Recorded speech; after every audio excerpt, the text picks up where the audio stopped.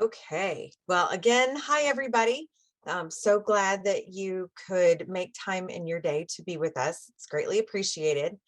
I'm going to go ahead and start. I know it's just now 1 o'clock, but I want to be mindful of your time and make sure that we can get things covered, and then also give an opportunity for time for questions if you have any at the end. So I will start. You've got me. I'm Emily Davenport. I'm Bishop Bruce's executive assistant. And Gary Allman, our director of communication, is on with us as well, and he'll be talking after my part. And so just wanted to give everybody another big shout out. I'm thrilled that so many of you could make time in your day to be with us and learn about this. For those who may have attended Bishop Days back in the past, pre-COVID, my presentation piece is mostly going to be a guide on what you would normally come to the bishop's assistant for, and also all the things that I send out to clergy who are cures. A cure is a person in charge of a church. And I also send information all the time to our parish admins, as well as to our lay cures. We do have several churches that have bishops, wardens, or senior wardens who are in charge of the congregation. And so you hear from me, I'm sorry, all the time, probably. But one of those things that you reach out to me for is if you need to contact the bishop. If you have a question, that even if you're not sure, hey, I need to talk to the bishop about this or not, you absolutely can contact me. Don't ever hesitate to call or email.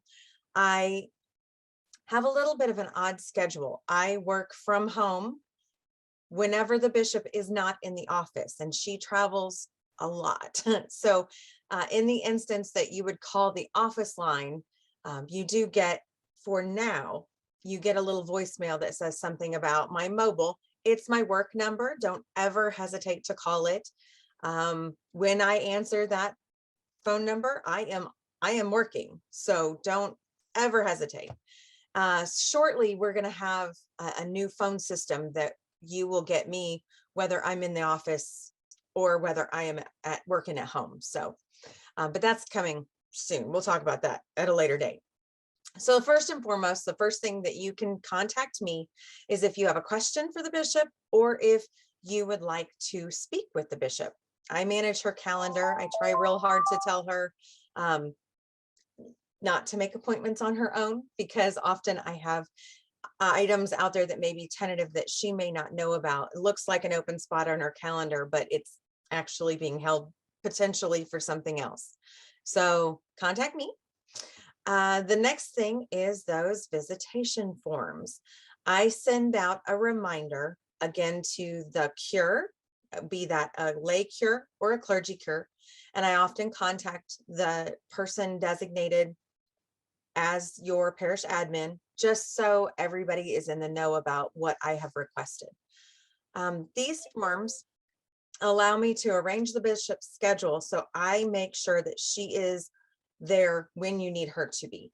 Some churches invite her for dinner with the vestry or a meeting with the vestry the Saturday night before even. And if that's preferred, I need to know that so that I can arrange her schedule as such. And that's one of the pieces of the visitation form, why I need that info back. And also, there are lots of different start times for churches across the diocese, and I need to know when to tell her to be there. And that's another key element of that visitation form. So I send out a reminder about 8 weeks prior to the visitation. And in this email, I call attention to some important information, just so you know.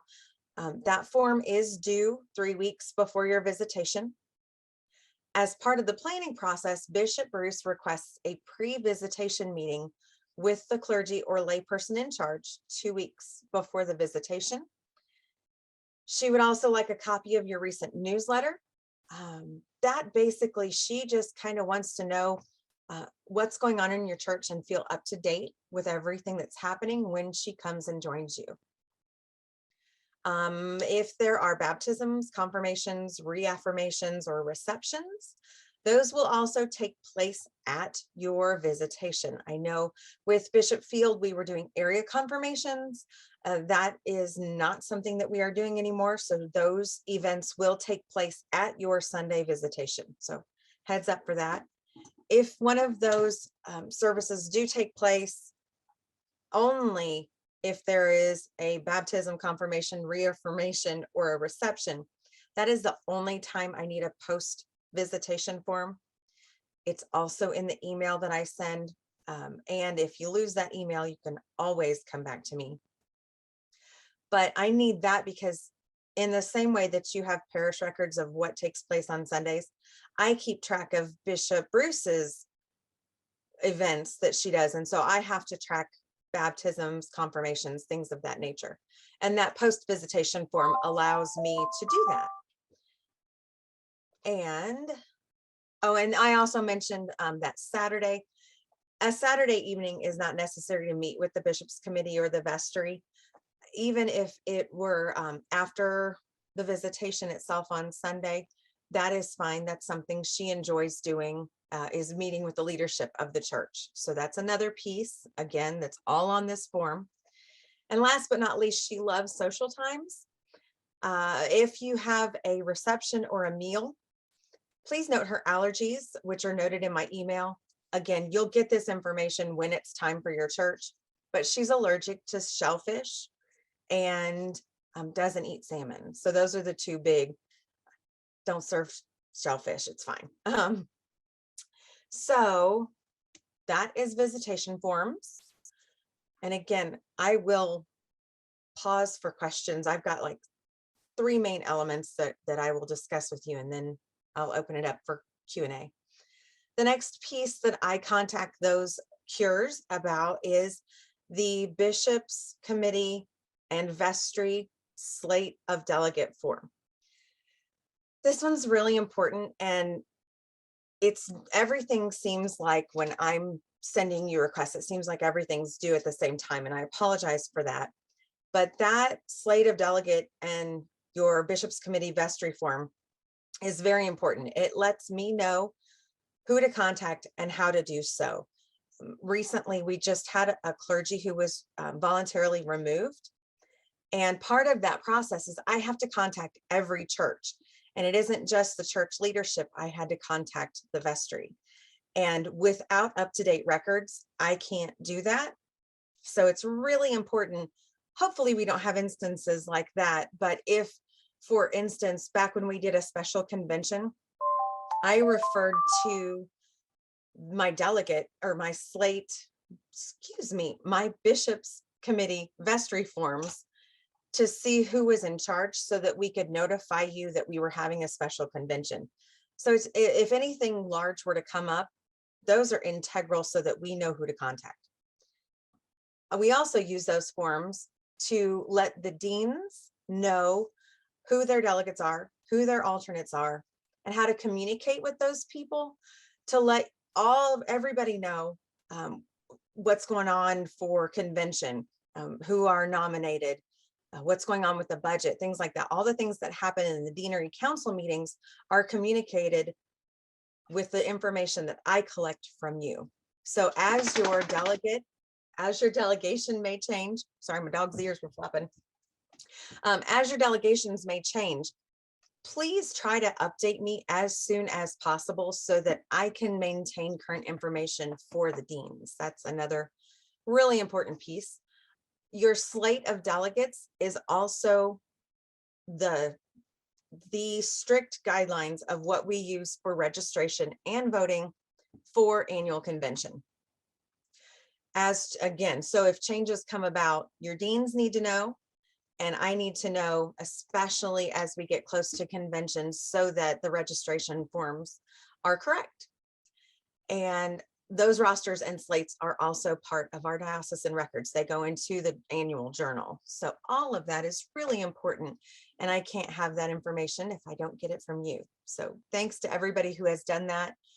There are a few. If you are unsure, feel free to reach out to me. I have a list. I'll let you know who I've not received that information from. The last piece you get from me, which you are getting notifications about those rosters and slates, at the same time I was asking you about lay licensing. We have several sets of lay license tracts. There is a preacher catechist tract. There's a cycle for Eucharistic minister, Eucharistic visitor, and evangelist. And then there's another cycle for pastoral leader and worship leader. Each set of licenses expire every 3 years, but they all expire on March 1st. So that's why you get notifications from me right at the beginning of the year. Hey, don't forget your lay license. And I spell out which one is about to expire. If you ever want to know who we have licensed for your church, I also keep track of that. So you can contact me anytime. I am getting ready now to put everything that I have received, all of those. This year was Eucharistic minister, Eucharistic visitor, and evangelists. I'm getting ready to put all that information into the database. And so I would say in the next 2 weeks, I should have a good picture of all those who are licensed, but I have communicated to the cures as far as who the lay licensing committee has approved to date. You should have gotten an email. So that's what's going on there. Worship leader and pastoral leaders, that license will expire next year on March 1st, 23, followed by preacher and catechist March 1st of 2024. Each license has a specific set of guidelines. Right now, the guidelines are clear, but the availability for training is not, and we apologize for that. The Episcopal Church updates the Safe Church, Safe Community courses and things like that. Right now, they are updating that entire system as well as the requirements, but it has not yet been solidified. And so we are waiting for the Episcopal Church to filter down the resources for us to hold that training, as well as who's to do what. So, for instance, right now, a Eucharistic minister just requires a very basic set of information, whereas the Eucharistic minister just requires an application, whereas a Eucharistic visitor requires a background check and some of those safeguarding courses. At this time, we're just accepting applications. I forward them to the lay licensing committee. They forward them to the bishop. Everybody is saying it's fine. As soon as those training courses come up, oh, sorry, I'm getting a Teams call. There. From whom I don't know, and it's closed. Well, don't mind the little dinging. It'll go away in just a moment.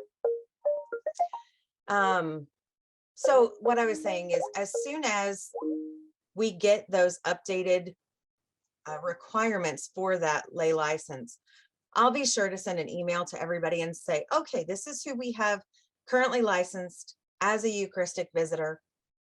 Now this training is available and these people need to take it we'll give you a good period of time. So this year it's very odd. It's a little off, but do send in those applications and we will communicate everything else that's needed as soon as we can. And let's see if there's one more thing. Okay. So those are my stories. Again, most of what I communicate to you is sent in an email with links to our website. And if you ever have questions about where those things are, I can guide you. And that is kind of my bit. So I'm going to go ahead and open it up. Anybody have a question?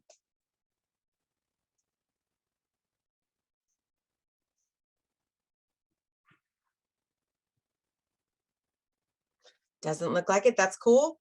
That was a lot of information to throw at you at once. I understand. So along the way, you think of something that you didn't understand or something wasn't clear, feel free to reach out to me. Oh, Raja, you have your hand up. Hi there. Hi there. I actually have my applications ready to mail or email to you for the Eucharistic visitor and minister. Right? And I have them all signed and I have background check forms. Perfect. So what's I email them all to you. And how much is a background check? It is, let me pull up because it's changed. It's $23.50. Okay. And only the visitors need those, right? Correct. Not Eucharistic ministers and not evangelists. Okay, so if I send you the applications clearly marked what's what, then I can mail you a check with our assessment. Absolutely. Just include it with our assessment or a separate check. If you could do a separate check, that Sure. way we know what it's for, because Okay. it goes to a different person. Okay. Yeah, I think that's it. Okay, thank you. Thank you. And Judy has a question in the chat window. She asks, does Safe Church include training for those working with youth, or is that a different program? Safe Church is for Sunday school teachers, those working with youth. It is a huge program, and they are updating, as far as I know, they are updating the entire system. Elaine Gilligan, our HR coordinator, actually does all of the Safe Church modules for us. And so if you have questions, she may be the best person to ask about that, but I'm going to make note of it and just let her know that you'd asked about that. Anyone else? Beverly, hi there. Go ahead. Yep, there you go. I had received an email about training for worship leaders. And I replied that the dates, I believe there were 2 dates that were offered. I wasn't available for either of those. And when the next after that would be offered, and how does that affect me? I actually am not currently licensed, but I am the only person available as a worship leader. And so don't come arrest me for getting. No worries. Are you talking about the anti-racism Yes. course that's coming up? Okay. That is another one that we are trying to work our way through, because that is a very extensive 2-day course. Yeah. And they only offer it every once in a while. That's another that we are going to allow kind of a sliding scale. We understand that, you know, if you're not available on April 23rd and April 30th, they're going to allow for another date. So, Right. And I will communicate with the lay licensing committee about that as well, because that, again, I'm the file clerk for all of those lay licenses. I get everything in and then I send it on to them to review, to make sure all of the requirements are there. And then they forward it to Bishop Bruce for her recommendation. So it's kind of a long process, but it definitely, we totally understand that and it's also limited to 30 people. Right. And so all the people who need to take that course can't even make it, no matter what. Even if you are available on that date, they may have all 30 registrants already. So Sure. It's okay. We understand. Okay, thank you. Sure. Is that course perhaps offered through BKSM? I believe it is, because I know that that is one piece that our postulants, the aspirants who go to BKSM, do get that training there. So that is another option. We're definitely running one in September. And I think there may be one before then. Oh, good. I wasn't aware that there was already Now, is that only available in person, or can you do that on Zoom as well? That one will be a mixture of both. Okay, and that's the September. Mm-hmm. Thank you. Thanks, Gary. And I made notes of those too, because that's our anti-racism committee. So, okay. Again, if something pops up even after this course, we've discussed everything. I am always available to reach out to via email or the phone. Just give me a ring. And so now I will pass over to Gary Allman, our Director of Communication.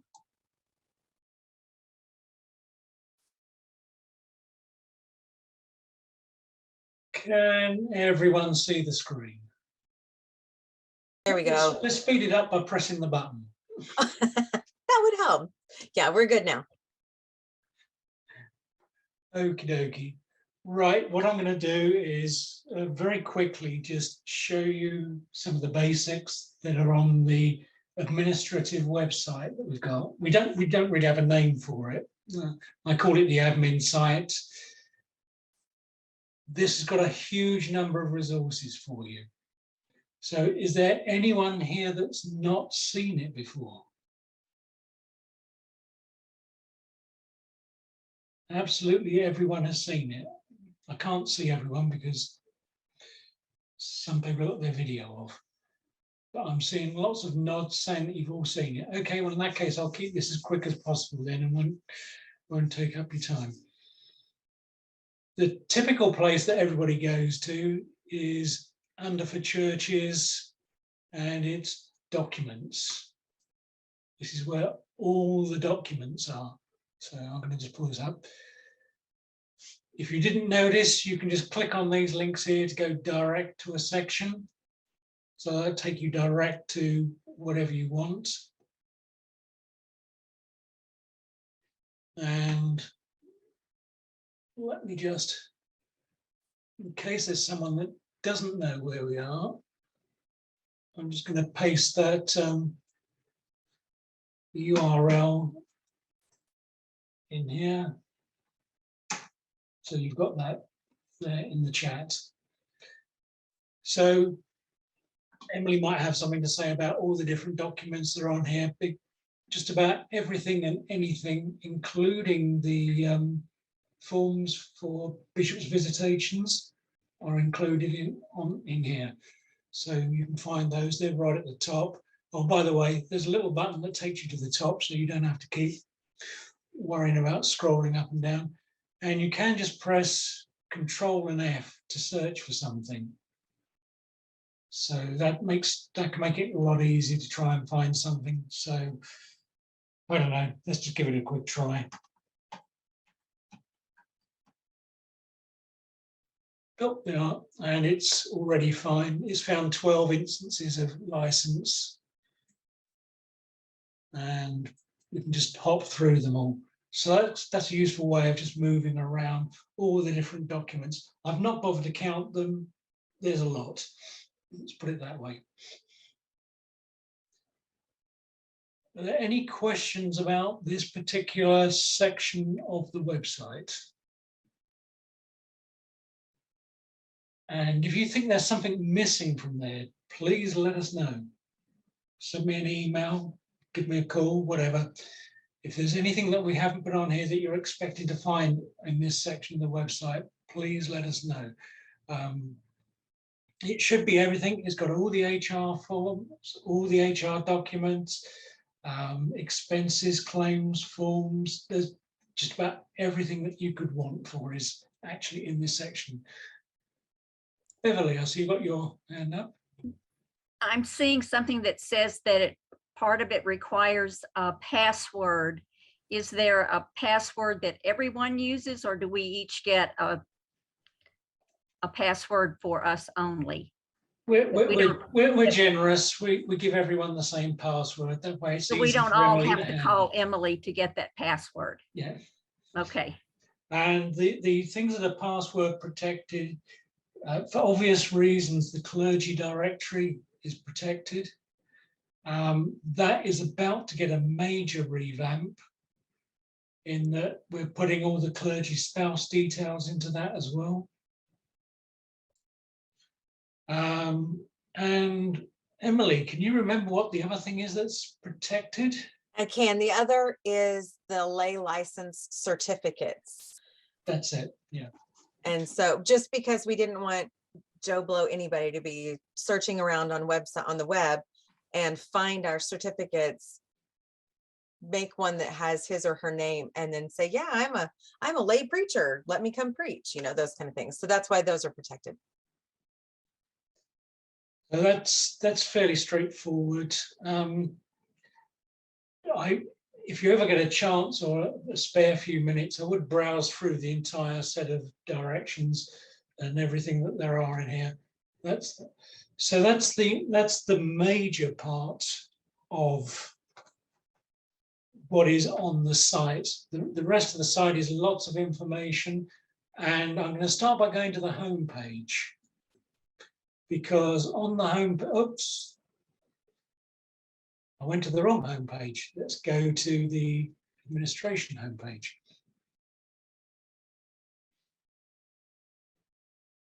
First thing is, at the top of this page, right under the picture, you'll see that there's a set of announcements. And every time we update the website, put something new on it or anything like that, there'll be an announcement made, and this will scroll through usually, but because I've got my mouse over it, I'm stopping it from working. But it'll go through and it will show you what's been updated. That's very important. Occasionally we do major updates to the system that aren't content-based, and you'll find those listed down at the bottom of the page.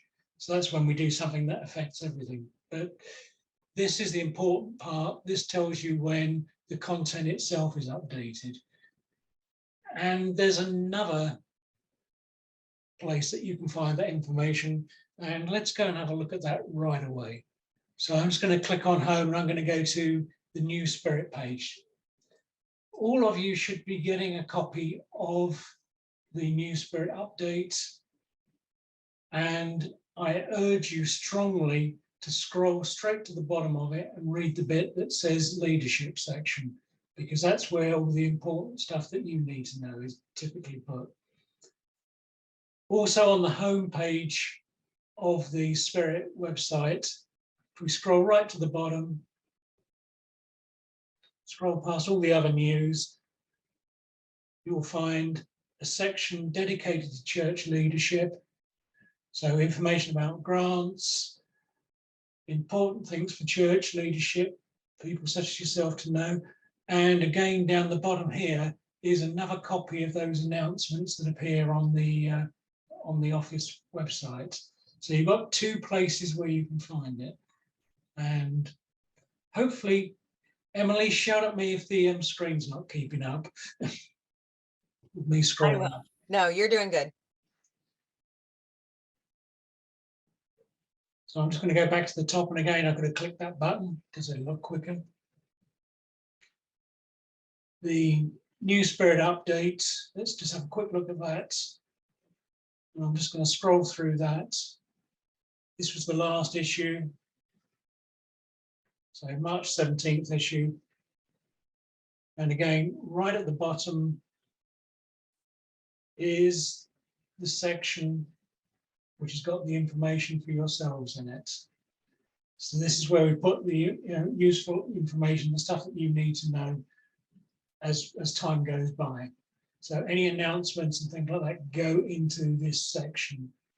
And little reminders, if you change your church service times, let us know your online service times so we can update the central list that we've got. There's a web page on the Diocesan website that lists all the online services, but it's only as accurate as the information that you give to us. And also there's another section that's bulletin inserts and flyers. And that'll take you, if you follow that link, that'll take you back to the office site. There's a whole page dedicated to these. There's a link direct to the bulletin inserts that the Episcopal Church provides. For smaller churches, this is great because you don't have to write and pull together your own, you can just use theirs. It also links to the page that's got sermons and everything else on that you can just take from. So that's great if you don't have a priest and you want to have a homily or something like that. You can just actually read through the notes that are in that And then we have selected inserts. Some churches send them in to me. Typically when they do, I post a note that they've sent it. At the moment, we've got the Good Friday offering. There's bulletin inserts about that. I think that one's expired. And then here's a couple from recently that are now gone past. But these were all available for printing. So every copy of the news update, right down at the bottom, there's a link to this, so you don't have to go around looking for it. You can find it there. Did you all know you're supposed to be forwarding copies of the news update via email to your memberships?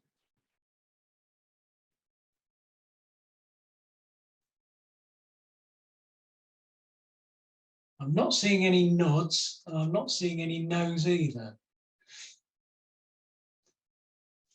You are supposed to be, supposed in air quotes, sending the news update out to all of your members. So when it comes to you, you should be then forwarding it on to them.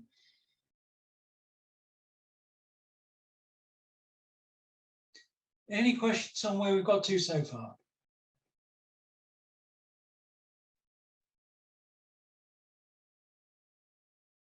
I'm not seeing any raised hands. There's one in the chat window. Oh, I'm sorry, I'm not sure who that, the name is Moto G Stylus. For some reason, I didn't receive the last one, so I re-signed up. that's good. We sometimes people accidentally unsubscribe themselves, and And we try and keep a track on that. We run a check every now and then. we do. And also that is one thing I know that I've contacted some folks in the past who don't understand how they got unsubscribed because you as the recipient did not unsubscribe. However, when you forward it out to your people, if one of them happens to hit unsubscribe, because it was forwarded from you and your account, it unsubscribes you. So that's a bummer, but we know how to fix it and it's no big deal. So if you ever find that, because the New Spirit goes out twice a month, and if you go through a period of time and you're like, I don't think I've gotten that, reach out to either one of us. We're happy to research it, figure out what's going on to the best of our ability. And no problem, Kim. Nice to see you. Okay, so that's the New Spirit. You've seen how we get the announcements. So that's the announcements is a quick and easy way that you can go and see if anything's changed in any of the documents. Whenever we update one of the documents, I try and put out an announcement. And if there's several announcements, I'll also put a little note in the New Spirit update as well to say that the website's been updated, so that you know that way as well. So I try and catch you as well as I can. But if you just go in and check that check the announcements on the homepage, that's a great way of finding out what's going on. Right. The next thing I want to just briefly touch on is all the resources that are here for you. There's all sorts of things. The first one I'm going to just quickly go to is the Diocesan Style Guide. You shouldn't need to use this one very often, but there is a couple of major things that I just please. If you can do these, you make my life so much better. So this document is mainly used by me. It tells me how to do everything, name everything, get everything right when I'm editing all the content that we get. But it gives you a complete rundown on, if you like, the official take on what people should be called, how we should do things. It's actually a derived document. It was originated in 2014 by the Episcopal Church. So I'm not going to take credit for it. There's a huge section that they wrote that's in this document.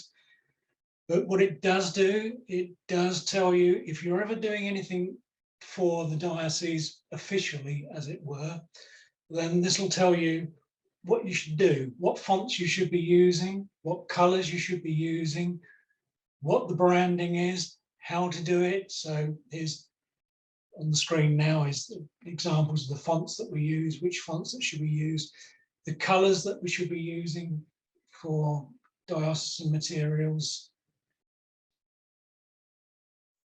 EA's pink, by the way. EA, I'll let you think about that. Executive assistants, pink.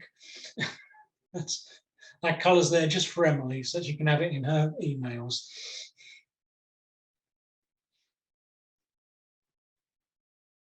And there's also things about how we do things. Then there's the branding for the diocese.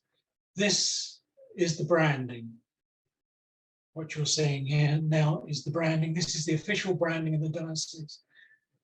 The seal should be used on official documents only, so certificates, things like that. We do make allowance for use on things like T-shirts, presentations, that sort of thing. But day-to-day usage, it's like my little one up there. That's what we use day-to-day.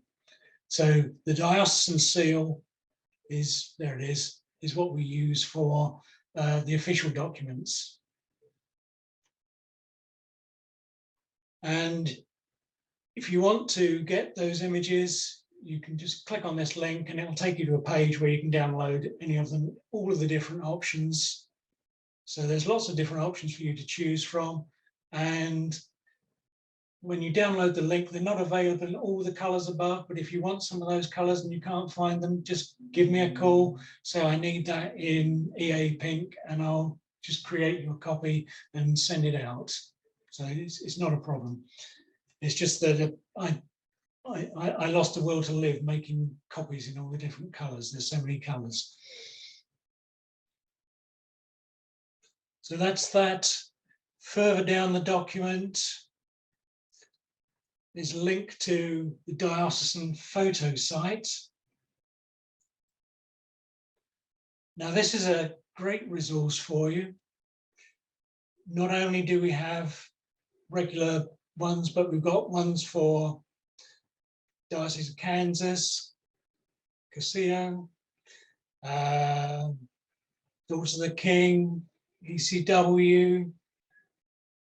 There's the youth one. That's the official one of the Episcopal Church. That's the current official shield of the Episcopal Church. And that's the current branding of the Episcopal Church. So all of these are available for you to download. So you can just follow that link and you can get there, and there's Episcopal Relief. So rather than having to look and hunt for these things, they're all in one place. And as I find new ones, I try and remember and add them to this album so that you can get them. But also in this album, on the Flickr site, there's all the photographs that we've taken. I don't think, I haven't updated it since the Bishop's Welcome Service, so I've got probably a few hundred still to go up. So if you look in here, they're organised by events, by year, and then after that, they're organised by church. So there might be some of your churches in there that you can go if you're needing a picture of those. And all of these you can just use. And each one of these, it's this one, 44 photographs in this one. So these are all available for you to use. So that's a great resource if you're looking for stuff to do. Have a look, have a browse, enjoy yourselves. Right, let's go back to where we were.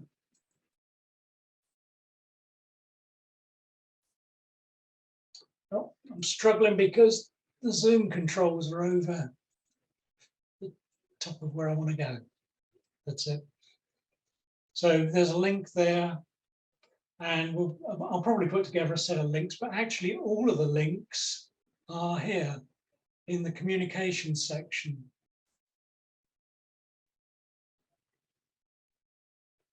There's links here to everything that you need. There's a full set of links. So there are photographs, the Diocesan Flickr page, artwork, so links to all of those things are all given here as well. So that's under For Churches Communications. There's a whole set of links there as well. Before I leave the style guide though, I want to go back quite quickly. Very important. Please, please, please, please, please, please, please, pretty please, get the name of the diocese right. If I have $5 for every time it was wrong, I could retire a couple of years ago. We are the Diocese of West Missouri, capital T.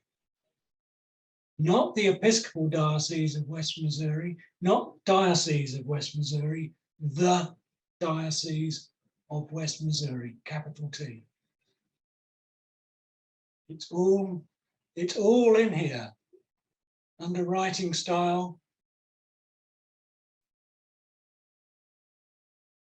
It's just like the Episcopal Church is capital T, the Episcopal Church, regardless of where it appears in a sentence. So, get that one right. That is the full and correct way to refer to the bishop. So please get that. And all the rest is how she prefers to be referred to more casually or whatever else. It's all listed down there, just so you can get it right. Well, actually, so that I get it right, but help you as well.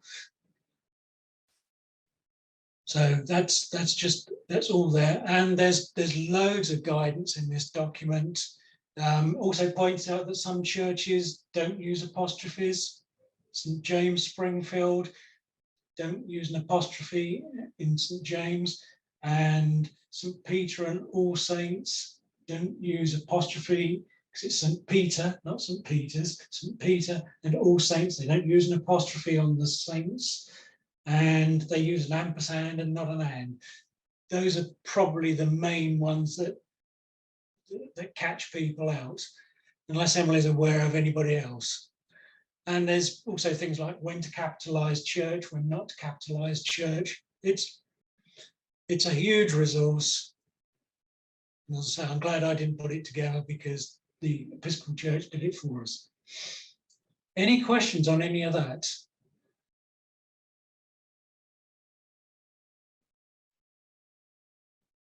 Stunned. Okay, that's excellent. Okay, so we've dealt with the style guide. We've actually, while we were doing that, we've looked at resources.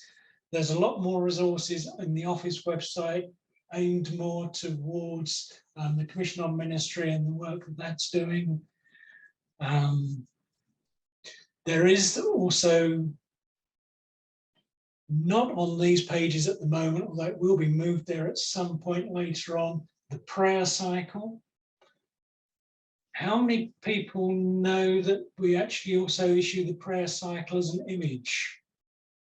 And it's available for you to download in advance, that you can post it in the appropriate weeks. So the prayer cycle is available as an image that you can use. There's lots of resources like that are available to you. The prayer cycle is one. If you're looking after social media for your churches as well, which I know some of you will be, there's all sorts of resources that you can use that makes life easier for you to save you having to do things. Hopefully we've got them already done for you. Like, for example, throughout Lent, we've been publishing a verse a day every morning at 6 a.m. A verse, I think it's 6 a.m. They go out. The prayer cycles go out at 6 p.m. on the Saturday for the following week. They're published on Facebook and everywhere else. But as I said, you can actually download the images yourselves. Let me see if I can find it off the top of my head. Where's the prayer cycle? Our work, it'll be, won't it?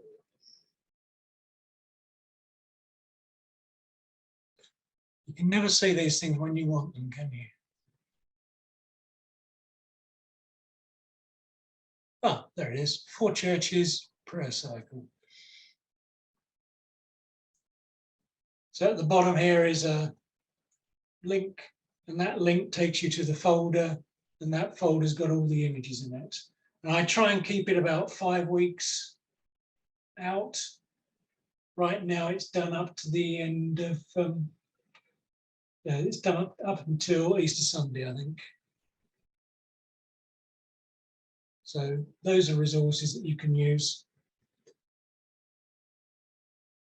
Right, the next thing is there is a Facebook group for communicators and administrators. So if you've got questions, you can go to that. I'll follow up with an email that's with the link to that, although it is linked in quite a lot of places, but we'll send it out to you all so you've got all these things in one place. So there's a Facebook group where you can go along and ask questions, and we will try and find answers to them. Because I certainly don't know the answers to all your questions, but I will certainly try and find them. The final thing that I'm going to cover is if you're a church and you're using personal email addresses for your business, don't. It's as simple as that. You should have a church account for your business. And the diocese can provide churches with an office account. And that account also would include the full Microsoft suite of products. So Word, Publisher, Excel, all of the normal things that you get, as well as an email address. And that's something that we'll provide. All you have to do is send me an email and we'll get talking to you and we'll get it sorted out.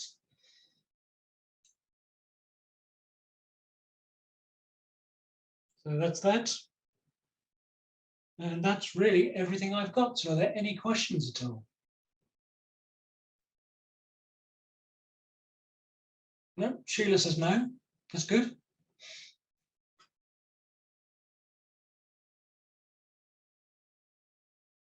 Any more questions? Emily, do you want to say something to finish us up? Just that Put you on the spot.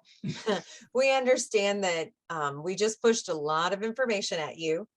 Do know that we have recorded this session and it will be on the website. We'll communicate that as soon as that session, as well as our previous, in case you missed it, there was a leadership essentials for our treasurers. And so each time we do these series, which are going to be, they're going to be weekly in a bit, probably after Easter, but we're going to have lots of information and it's almost like a fire hose. There's a lot of information to push at you.